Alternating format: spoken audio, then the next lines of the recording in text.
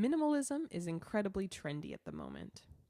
Perhaps you've seen pictures of nearly empty homes or hotel rooms or even simple coffee shops, and these places can be really beautiful. How do you feel when you are in a very minimal place?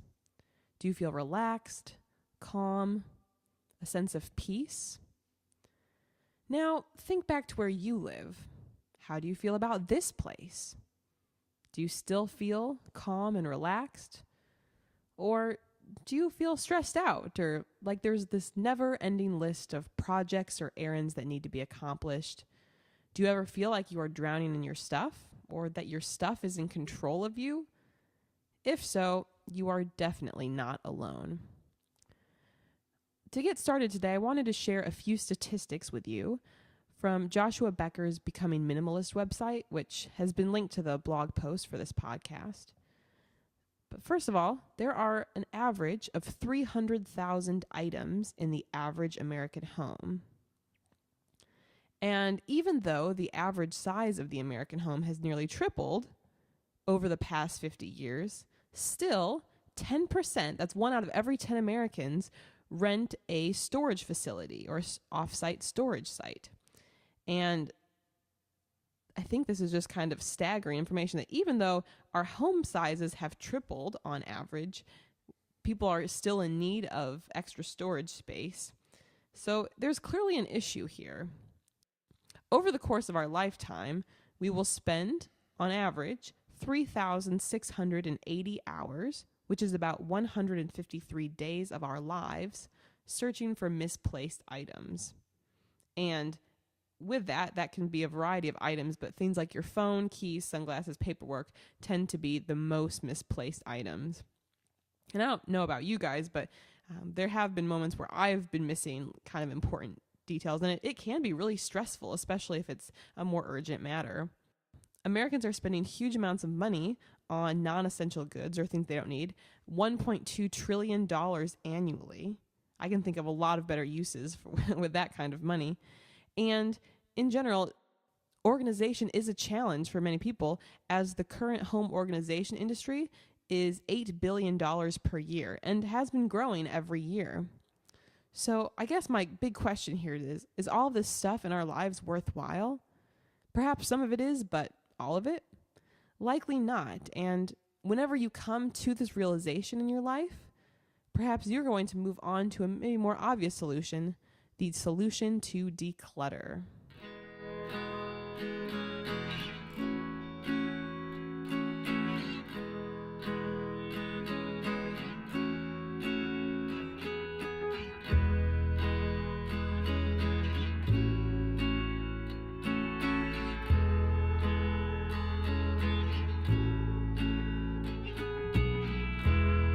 And with that, we want to welcome you to the Abundantly Minimal podcast. That was Sarah. I am Jake, and we are here to help you create abundance through living intentionally. And this is going to be our, as you can tell, very first episode and probably our worst episode, but we hope that you'll give us a chance, that we'll get better, and we can learn a thing or two from each other along the way. So, this first episode is called In Pursuit of Decluttering, the Journey and the Destination. And what we are going to be talking about, plus whatever else comes up that seems right at the spur of the moment, is what's the point of decluttering, where to start, what to do with old stuff, and I think probably the most important question, why do this in the first place? Why do we care? So... Awesome. Yeah, let's just jump right into it. So I think to start off, we kind of set the scene a little bit. The idea is that people are just really stressed out with all their stuff. I know we were definitely there. As a little bit of backstory, when we first, I think for me, like throughout my college years as well, I was just kind of accumulating a lot of stuff because I was very into like environmental sort of things and using up stuff, not wanting to contribute as much to landfills and all of that. But so I was getting a lot of stuff, and I also knew that I'm a big cheapskate, I think. Or I try to live very frugally That's true. about certain things. And so I was like, well, if I can get this from this person or this now and kind of collect this now, I won't have to pay full price for a version in the future. Not really even questioning if I needed any of this stuff. So throughout college, I amassed quite a bit of stuff. I think the worst situation of it was when my dad was picking me up from college one year, and I had been packing like the whole day, maybe the day before even, and I still wasn't done packing. The idea was I was supposed to be ready to go by the time he showed up, and not happy about that. And it took me, I think, an additional several hours to be able to get everything packed up because I had so much stuff. And then fast forward to when Jake and I got married and moved in together, it felt like we had two of everything and way more than we needed. When we first got an apartment, or were looking for apartments together, we saw a couple. We were having a hard time finding one, but we saw a couple that, they were just too small for us. And so we got a bigger place, which is great. But even still, for a good 6 months, one of the rooms in our apartment was basically just to hold stuff. Like it was floor to floor, or wall Floor to wall. floor. It was like wall to wall stuff, stacked up boxes, ugh. And that doesn't even mean all the other rooms were clean. They definitely were not. So, I mean, we feel like we've come a long way. And I think this is so important just for our health, our mental health, our emotional well-being. Yeah, I'm really glad you mentioned that we were married in there, because I didn't say anything about that in the intro. Very important point. Spoiler alert. Yeah, I pretty much would second everything that Sarah just said there. I guess for me, even though minimalism, I never really thought about it before I met Sarah and before we've been exposed to the minimalists and various other people who've embarked on this, is just that it is overwhelming with the sheer amount of stuff all the time. And the organization that takes into keeping all of it looking just so. For me, it's definitely not worth it. So I was very excited to be making a change. So anyway, before we get into the nuts and bolts of this, let's just make one point perfectly clear here. And that is just, you have to understand, if this crazy journey sounds exciting to you, there is no end to this journey. There is no final destination in this journey. At least not for a while, not one that we have discovered. So if you are into, beginning and a middle and an end, if you're a big, book reader, or that's just your mentality, as mine has often been, then you're going to have to go through a little bit of a mindset adjustment, because there is no end to it. You don't just reach a point where it's well, I've got rid of 1,000 things, so now I'm good. It's always going to be something that, if you're pursuing it, that you're just going to keep trying to get better and better and better at. So, I mean, it's like any sort of skill, I'd say, that you are developing. I mean, you never have reached the max potential, or you've never reached the final point, because you're always going to be bringing in new items into your life. I mean, we're not saying that you're going to completely deprive yourself of everything again. And we're not saying just never shop again, just lock yourself up. Right. So I mean, you're going to consume, you're going to, buy items. But at least what you're going to try to do, hopefully now, is thinking intentionally about what it is that you are bringing into your life. And I feel personally, at least from my point of view and how I grew up, that's not really something that everybody actively thinks about. I mean, you buy something either because you need it, or more oftentimes it seems like today because you want it. But or it's new, it's fancy, everybody else has got it, so you want to fit in. You don't want to be that one kid who is doesn't have the cool item or technology. But it's important to realize, I mean, the difference between needs and wants. So yeah, absolutely. I think though too, don't let that scare you. I think just the point we're trying to make here is that, yes, you can set certain benchmarks for yourself. Like, you were joking about like, oh, I got rid of 1,000 things, I'm done. Well, to be honest, getting rid of 1,000 things is amazing. It feels awesome. And that's, huge progress into, there's going to be a different set point for everyone. If certain people walked around our apartment who, feel like they are a true minimalist and they have like 100 things, they're going to be like, wow, you guys have a ton of stuff. Because compared to 100 things, we have a lot of stuff. We have made significant strides, but by no means do we consider ourselves to be at a destination. Some people, I know various examples of minimalists online have simplified things to an incredible degree. They have maybe less than 500 things, or, more extreme than that even. And I guess I shouldn't say extreme. I mean, it's a bigger contrast maybe than what we're used to or what others are used to. But the point here is that it doesn't have to be a set number. The point is finding the amount of items in your life that works for you.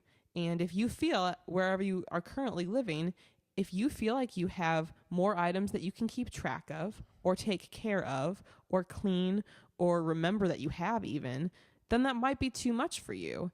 And so I think I really like how Jake put it there about how it is definitely a journey. And even just within the last year that we've been doing this, we've really simplified a lot. And stuff that was tough to get rid of back in when we first started, that we've been able to get rid of now, it's been a lot easier. So it definitely, as you go, I think it does continue becoming easier too. And I would say we are happier because of what we've been doing. So just remember, it's progress. You're not going to be perfect overnight. I know for me it's a big deal because I will admit I am a perfectionist. And Sarah, I think, would very much attest to that. So it's definitely just doing your best with it. All right, you're not going to be perfect right away. We're not perfect. That's, I guess, first episode, let's say. We are not perfect by any means. And that is okay. But if we looked at where we were at a year ago, like Sarah said, we definitely have made a lot of progress. I can think of, what is it? The photo that you showed me from my bedroom in my parents' house before we moved out, this bookshelf completely covered with books. Now I can look at that same bookshelf, and if I put all the if I put all the books in a row on each of the shelves, there's like 4 shelves on there, they would only take up about, I think, a shelf and maybe half of space. So that's a big progress. I mean, you don't notice it when you're just getting rid of 1-2 books, here and there. But when you take a look at that photo, like before and after shots, sort of, then, you do see the progress. It does feel good as you're doing it, and then you really are impressed with how it is at the very end.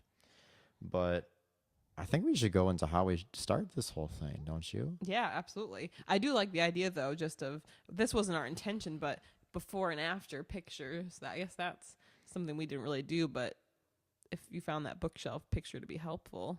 I thought it was great. It made me just so giddy inside. And I mean that seriously. Anyway. So weird. So where to start? I don't know, Sarah. Where do you think we should start? You're the one who kind of got us started on this whole kick here. Well, I think it's going to be different for every person. I would say there's a couple different approaches. One way to start is to pick a specific area of your home first, and maybe you start with the area that is the most like overflowing with stuff. Maybe you start with an area that you really don't care about anything that's there, so it should, theoretically be easier. Maybe, it's really up to you where you start, but I think making that first step is very important. One thing that I would recommend for a starting point is to set up, we just have like a large plastic tub that we just have in the corner of one of our rooms, and that's our donation bin, or basically when we are getting rid of something, that's like the bin we put stuff in. And so I think setting that up and sort of, it doesn't, again, you could decide, hey, I'm going to get rid of 1 item per day or per week, or you can start small, or you can, massively overhaul a closet or a bookshelf or whatever it is. Go big or go home. Except for you're already home, so I guess just go big and stay home. Okay, well, it doesn't have to be anything too dramatic if you don't want that. But setting a bin like that up to start, I think, can be really helpful. I don't honestly. I think we kind of started more so with our junkiest area or more cluttered stuff, I and then worked our way in. I feel like we just started, at least I did, like just wandering around like a crazy person around the house and just whatever it is that I didn't like, which it sounds really disorganized.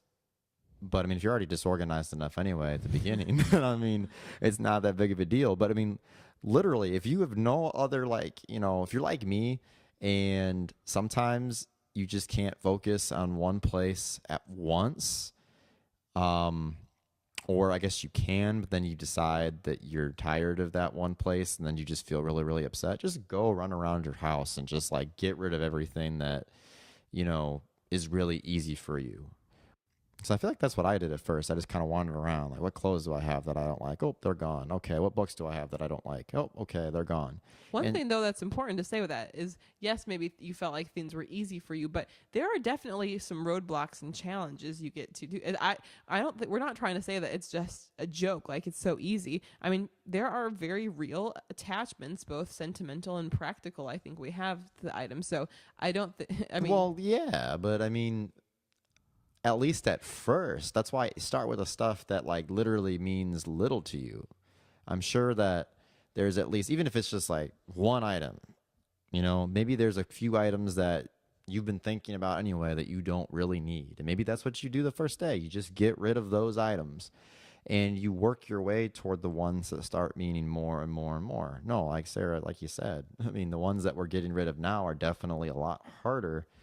And even ones that we've already got rid of were difficult. But I think, I hope, everyone can find at least a few items that are nice and easy to get rid of at first to start building that confidence. But yeah, I'm not trying to make a joke out of any of it. no, I know. So I think especially if you do feel like you're someone who has some emotional attachment, or even just like, well, nothing's wrong with this item, like why would I get rid of it? Like if you're more so kind of thinking that way, I think one of the most helpful ways to think about it is to bring up the idea of utility. Like how often, like on a daily, monthly, even yearly basis, what percentage of that time are you using this item?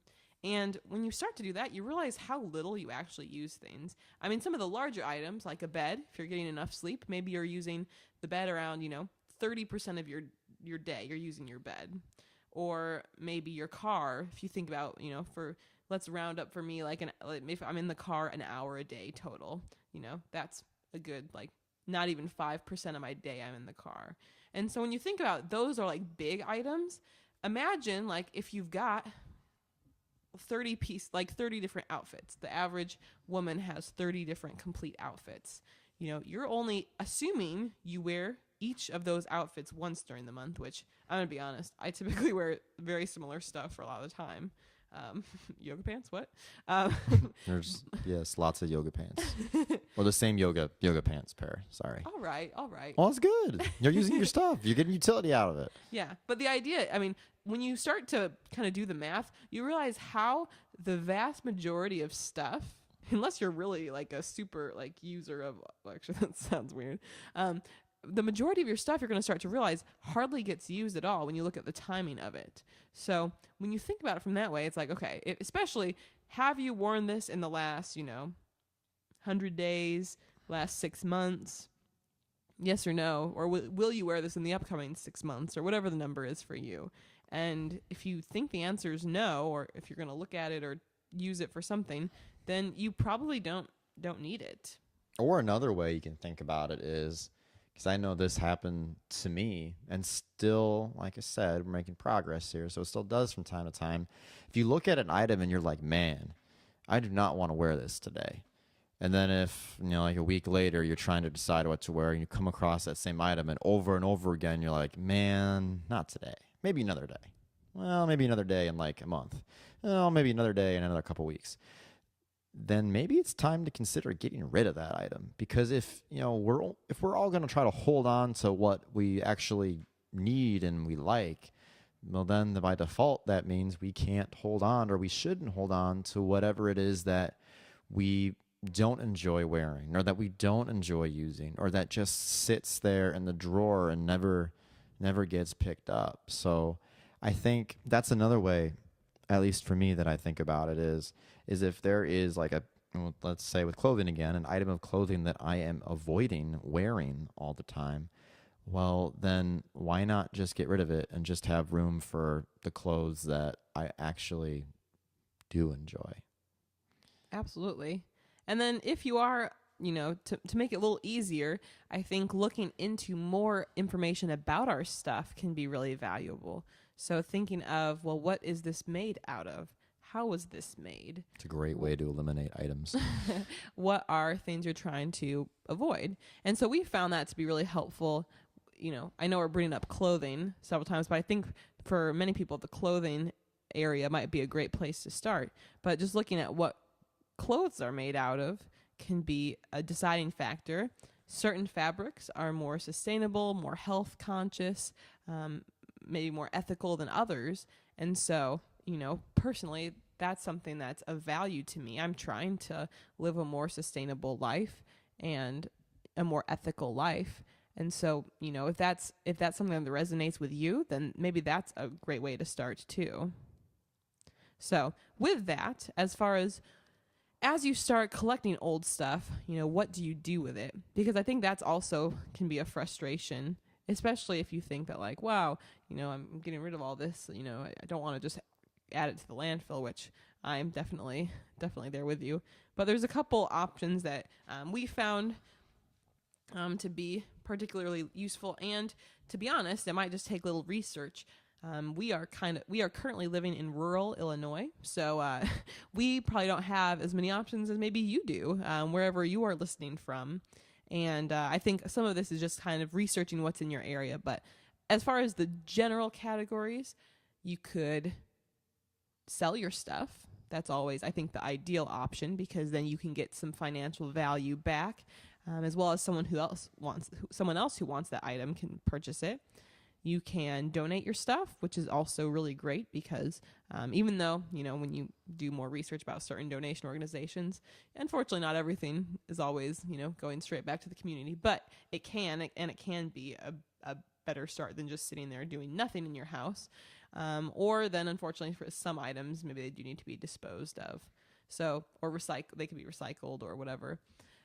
With the selling of things, as far as it kind of depends on what the goods are. I know we've found a lot of success with Amazon, starting to use eBay for a few items that we haven't found on Amazon or haven't been able to sell. But especially my ideal recommendations, if you have books or other types of media like video games especially, some of those items do have value. Significant monetary value online. Not all of them. It just depends on how many of that item, I suppose, were published or produced. But that's a good place to start, especially since those are lighter items. Or like if it's a book, you can mail it with media mail, and that will keep costs down.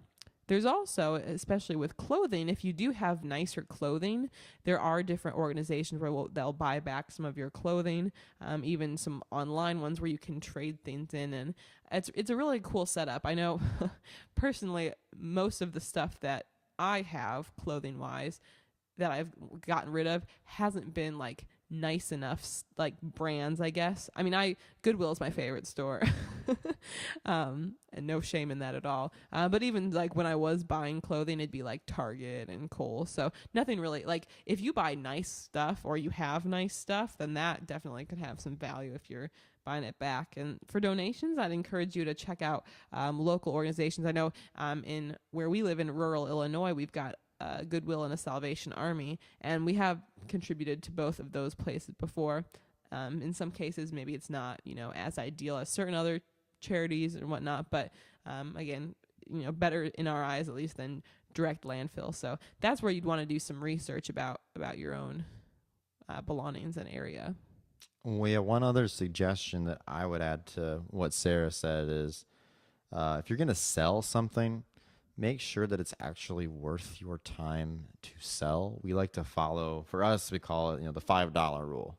And if an item is not going to sell for $5, if you go on to Amazon or you go on to eBay and people are selling it for under $5, well, then it's not really worth your time to sell it, because at the end of the day, you're probably going to lose out on more money and, have a deficit on that item if you sell it with, shipping and handling and just the time cost to like going to the post office to mail it, the cost before you go to the post office to go ahead and package it up.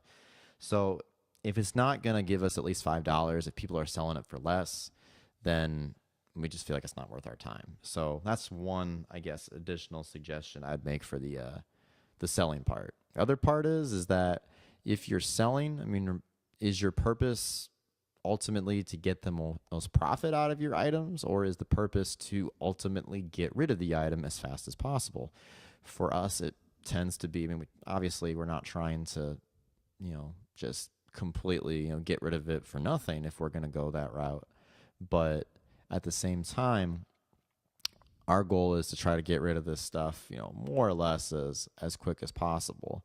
So I think that plays a role in how you go about doing it, because whenever we list items, we tend to try to list them lower than what everybody else is. And yeah, technically we probably are. I mean, a bunch of times we've sold some items for less than what they actually are worth. But if your goal is to get rid of this stuff like ours is, then, I mean, you win, the buyer wins, everybody wins. Everybody gets something out of it. So those are just a couple other suggestions that I would add on to what Sarah said. And of course, too, I mean, if you've got larger items you want to sell, you could do a garage sale or something along those lines. For us, since we've kind of just been on a more gradual basis, we just didn't feel like, especially like we're in an apartment right now, just didn't feel like that was an option we currently wanted to pursue. But I mean, that could definitely be a way too to, just lay it all out there, maybe plan ahead and, find the items that you think you'd want to sell, and whatever doesn't sell from your garage sale, maybe then you consider donating or whatever it is. Whatever works for you, honestly. There's no one way to do this by any means. Sarah, I have a question for you. Yeah. Why do this? Ooh, well, maybe if you're frustrated with any of the other stuff we've said before about, just Americans having so much stuff. But I think I should be asking you this question, because I like the answer that you have for this. Well, Jake, why should we do this? Oh, well. Yeah, sorry. I laugh strange sometimes. Anyway, though, why do this? Here's why, at least, I can't tell you why to do this, all right? We barely know each other. But I can tell you why I am doing this. And that is because I think of, and this is going to sound really morbid, but sometimes I think about time after me, all right? You ever think about time after you, Sarah? Well, yeah, now you're bringing it up, so. But yeah, I mean. Okay, wait, sure. well, okay. Anyway, but I think about eventually at the point, way off into the future, I hope, my side note, my goal is to become the longest living person ever. He even wants to beat me out of it, which is kind of a bummer. No, the goal is to be like the same, but if it can't be that way, than you, I though. do want to win. So now that's out there. Whoops.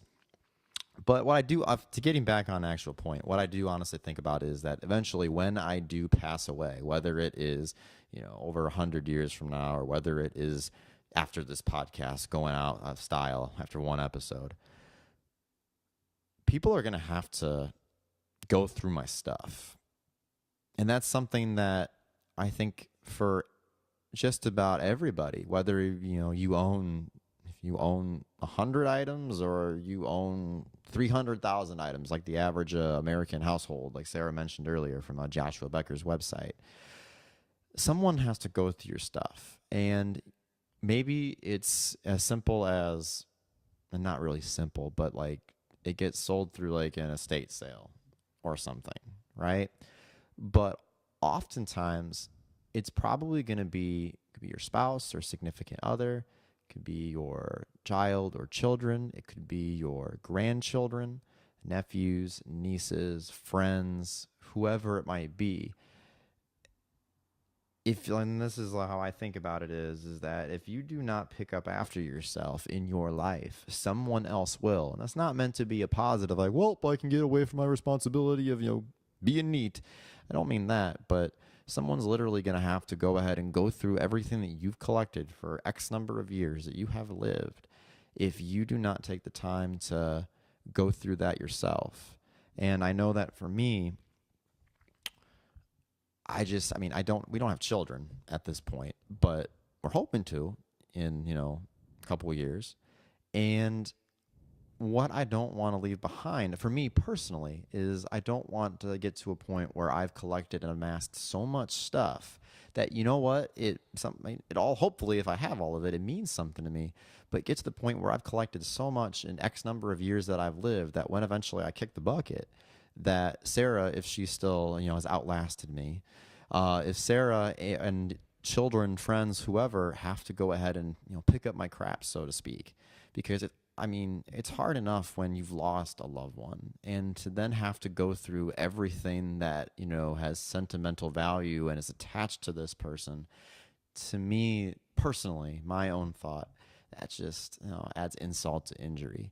So if for, no other reason, or if you need an extra motivator, if you're having trouble with getting rid of items, as morbid as it sounds, think about the people who are going to have to go through what you don't take the time to go through yourself, and just keep that in the back of your mind. Again, not trying to end this thing on a depressing note or whatnot. No, it isn't. But it's important. I think that it's definitely an idea and a thought that is worth considering, because we can save other people after we go potential extra pain, heartache, difficulty with what should be kept, what should be, gotten rid of, what should be held on to because it's now a family heirloom, or what was already a family heirloom.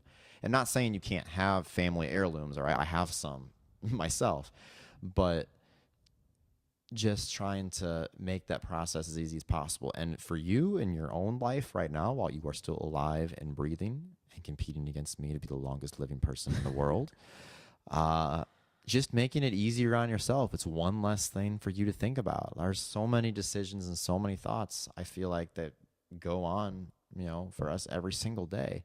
And your stuff shouldn't really have that same amount of impact on you, or that take that same amount of energy to process as family and relationships and other avenues of your life. I think I'm just rambling here, Sarah. So I'm gonna go ahead and turn it over to you. It's not even just that we're thinking about the death thing, but even let's go a little deeper. What's the purpose of living, and what's the purpose of this stuff in the first place? What's the meaning of life?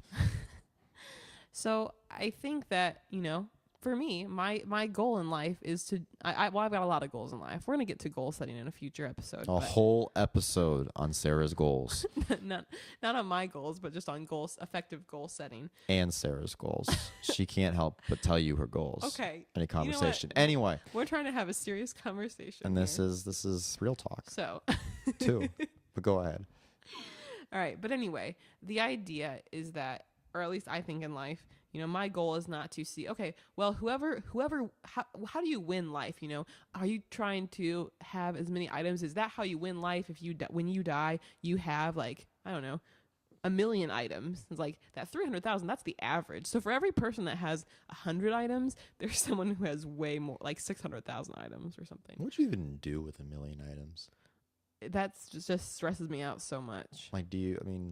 But that's the thing, though. People know. don't. So, side note, we're on a little distraction train here. But the idea, if you have even just the average, the 300,000, just the average 300,000 items, no one counts the number of items they have, because that would just be insane. Props to whoever did that study. It was published by the LA Times. Oh my gosh.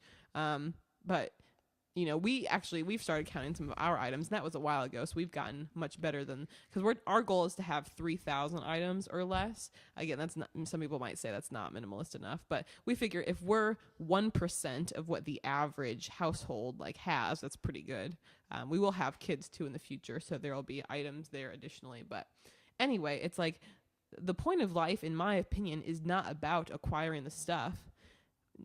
The point of life I think is about how much you can love and respect and support other people in life. And, you can do that through a lot of different ways, but using my financial resources which, I mean, it's not like we have an overabundance of financial resources, to use that into all possessions that harm others, harm the planet, have, a lot of negative side effects just so they can sit in my house. Like, that's not what I want my life to be about.